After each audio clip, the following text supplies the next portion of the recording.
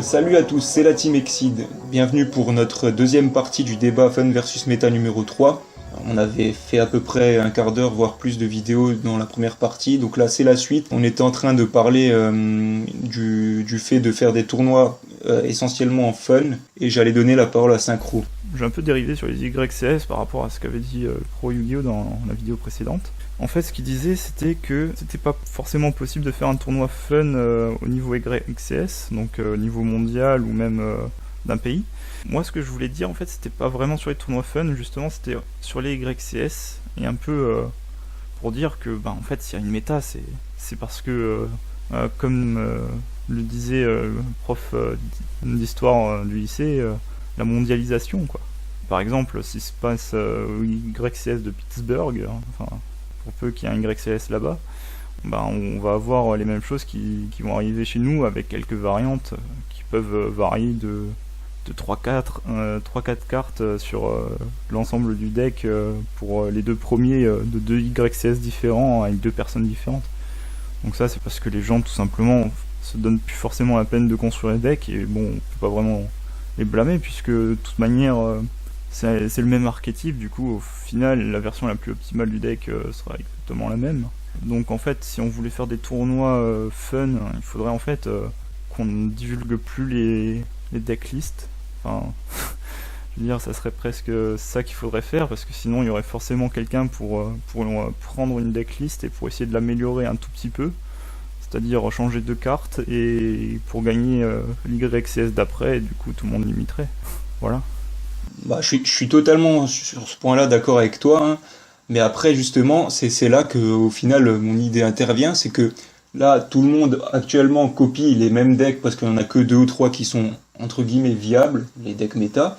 Tout le monde les copie et au final tout le monde joue les mêmes. Après il y a des tops qui sont composés d'un ou deux decks et même dans les DC on commence à avoir des decks redondants, on va dire.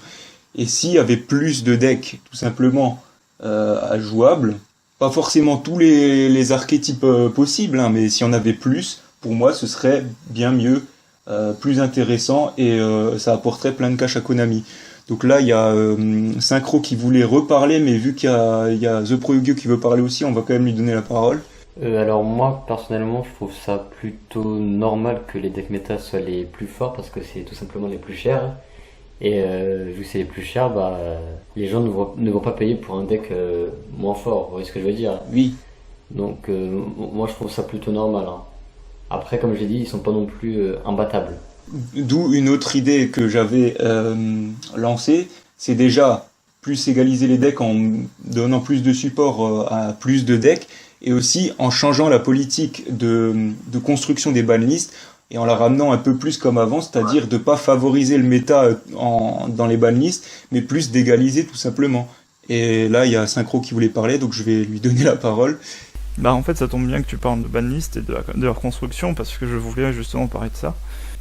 Les banlists, en ce moment, je sais plus leur fréquence, parce que ça a beaucoup changé, je sais même plus s'il y a vraiment une fréquence définie. Il y en a plus. Il y en a plus, non, c'est ça.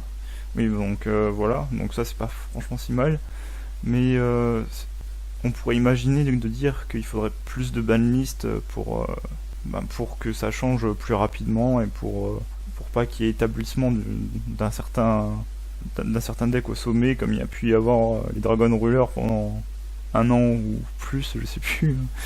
On pourrait imaginer donc de faire plus de banlists plus rapprochés, mais là tout simplement le problème c'est qu'il y aurait rien pour prendre la suite, tout simplement parce qu'un deck méta a quand même besoin, je pense, de deux extensions, hein, au moins, minimum, pour pouvoir faire quelque chose.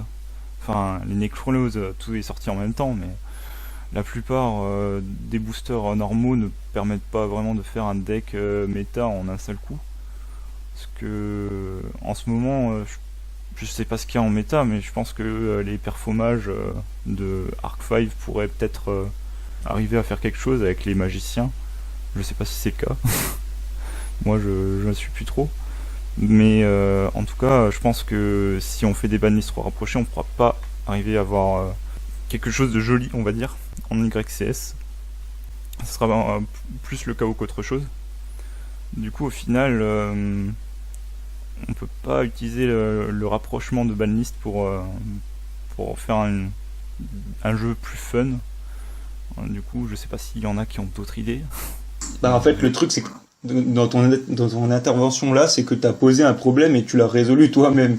C'est-à-dire que tu parles de bannistes Moi, je rapprochés. voulais juste montrer que c'était pas possible en fait. Oui, non, mais voilà, mais en fait, très bien que...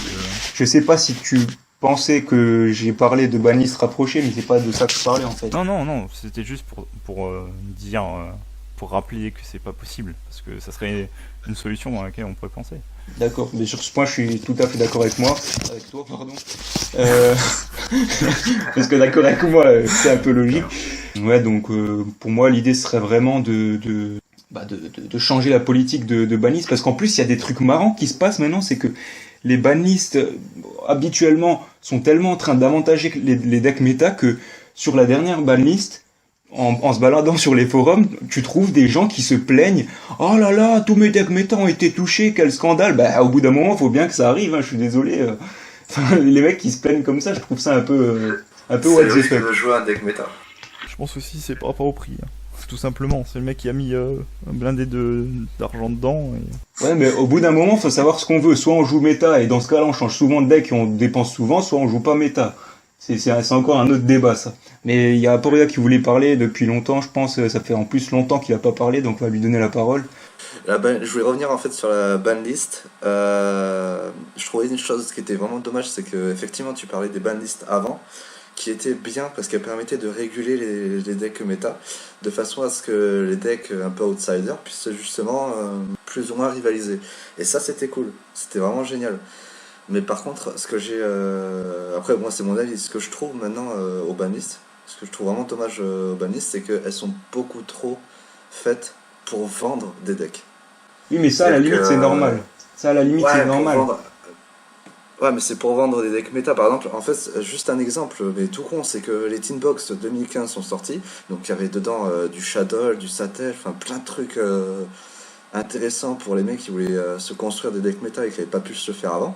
Donc bah, du coup ils ont acheté leur Teen Box et boum, un mois après il y a les decks méta qui se sont pris une grosse banne. Donc les mecs qui ont acheté des Teen Box, ils se sont fait voilà quoi. Ouais, je suis d'accord, mais après tout ça, en l'état actuel des choses, c'est compréhensible parce qu'au final, ce qu'ils veulent Konami, c'est se faire des sous et ils utilisent les moyens en prenant en compte l'état actuel du jeu pour le faire. C'est pour ça que pour moi, il y a toute une réflexion à avoir pour vraiment changer la globalité du truc, c'est-à-dire changer on va dire, la politique de sortie des cartes pour permettre un plus grand nombre de decks d'être jouables, et donc, grâce à ça, on pourrait changer la politique de ban. Bon, après, il y a The Pro Yu-Gi-Oh qui voulait parler, donc on va lui laisser la parole. Oui, alors moi, je suis pas tout à fait d'accord sur le fait de faire des banlists pour réguler un petit peu tous les decks. Pour moi, Yu-Gi-Oh, c'est pas non plus un pay for win, vu qu'il y a certains petits decks qui peuvent battre des gros decks méta. Mais après, je trouve ça juste que des joueurs qui ont payé leur deck à plus de 500 € se trouvent avantagés face aux autres joueurs. Moi, je trouve ça totalement normal. Donc après, je dis pas que les banlists ne doivent pas toucher ces decks, mais ils doivent quand même les laisser faire, ils doivent quand même laisser le temps de faire des tops ou de jouer leur deck pour ensuite les toucher. Mais tu trouves ça normal que les gens qui payent le plus soient un peu avantagés? Mais c'est tout à fait vrai, t'as tout à fait raison. Mais le problème, il vient pas de là pour moi. Le problème, il vient justement de plus haut. Tu remontes plus en fait dans l'arbre.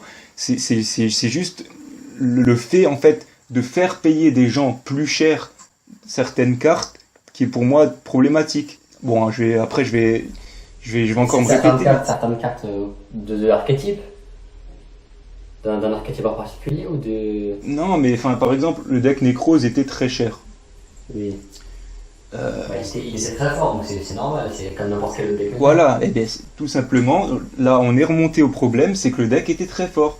Si il faisait des decks un peu plus équitables, il y aurait plus de decks jouables, plus de decks vendables, donc plus d'argent faisable par Konami, et les banlists pourraient être faits dans ce cas-là différemment. Bah, après, plus le deck est cher, plus le deck est fort, enfin, c'est logique. Donc, oui, plus ils font un deck fort, plus le deck est cher, donc plus ils font d'argent, c'est le but. Oui, ça c'est logique, je suis d'accord avec toi, c'est pour ça que je te dis que le problème il est pas là et qu'il est plus haut. Mais bon, je vais donner la parole à Synchro qui veut parler. Oui, donc d'abord je vais reparler de ce que disait Aporia.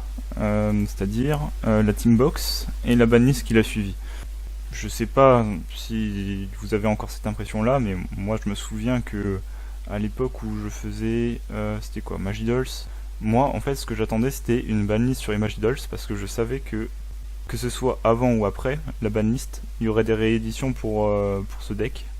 Parce que à chaque fois qu'on a une réédition d'une carte, elle est soit suivie, soit précédée, généralement suivie par une banlist pour l'archétype qui bénéficie de la réédition. Parce que, soyons honnêtes, on peut pas s'attendre à ce que Konami permette à tout le monde de jouer un deck cheaté à pas cher, tout en le laissant empiéter sur le terrain de jeu des decks qui sont en train d'essayer de mettre en place et de vendre. Du coup, le fait qu'il me bannisse juste après une Teambox, bon, je veux dire, il fallait s'y attendre un peu, c'est quand même un motif assez récurrent chez Konami. Quand vous voyez une réédition d'une carte, vous pouvez vous attendre à ce que l'archétype dont elle fait partie se prenne quelque chose, hein, à moins que ce soit un archétype déjà oublié. Voilà. Ouais, donc là, t'as ce que tu dis, je pense que ça rentre un peu en corrélation avec ce que je disais, c'est que c'est tout à fait normal que les cartes qui sont rééditées, au final, se prennent quelque chose plus tard, puisque si elles sont rééditées, c'est qu'elles sont fortes, et donc le problème doit être pris encore plus haut, tout simplement. Aporia ? Je voulais rebondir sur ce que tu disais, The Pro Yu-Gi-Oh! Par rapport aux decks méta qui sont plus chers. Donc, alors oui, c'est vrai que ça paraît logique, on va dire, de retrouver dans des YCS des decks qui coûtent super cher, et donc que ce soit évidemment les plus forts. C'est dans un sens juste et pas juste, à mon sens. Parce qu'en fait, du coup, ça veut dire que le riche sera fort à Yu-Gi-Oh! Et c'est pas celui qui sera intelligent, qui saura jouer parfaitement ses decks, etc. Ce sera le riche, le mec qui a du fric et qui pourra se payer des gros decks. Et ça, je trouve ça vraiment dommage dans le jeu actuel. Et je pense que faire des decks méta qui nécessitent beaucoup de réflexion à jouer, en les gardant chers, hein, bien sûr, en les gardant chers, mais que ce soit pas juste donc les riches qui pourraient les jouer en fait. Et donc en faisant des decks méta qui soient plus durs à jouer avec de la réflexion, un petit peu comme ils ont fait avec Necrose, parce que c'est vrai que Necrose, c'est pas un deck que tu prends en main de suite. Il faut vraiment apprendre à le connaître, etc. Et ça, c'est vraiment quelque chose que je trouvais bien avec Konami, c'est qu'ils avaient commencé à faire ça. Ils avaient commencé à remettre en place ce genre de système. Et ça, c'était plutôt sympa. Mais le fait de pay to win, c'est-à-dire le deck riche, le deck méta, donc le mec riche qui achète un deck méta et qui gagne YCS, je trouvais ça vraiment dommage. Je suis pas tout à fait d'accord avec toi en disant que le mec riche gagnera, parce qu'au final, le mec riche aura certes les cartes qu'il faut, mais en fait ce sera le mec riche intelligent qui gagnera quand même, parce qu'il faut pas déconner, le mec riche tout court, il va pas forcément gagner les tournois.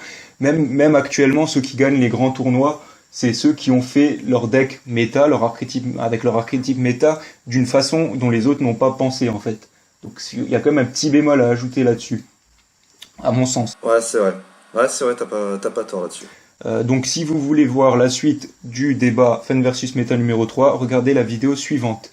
Allez, à ciao.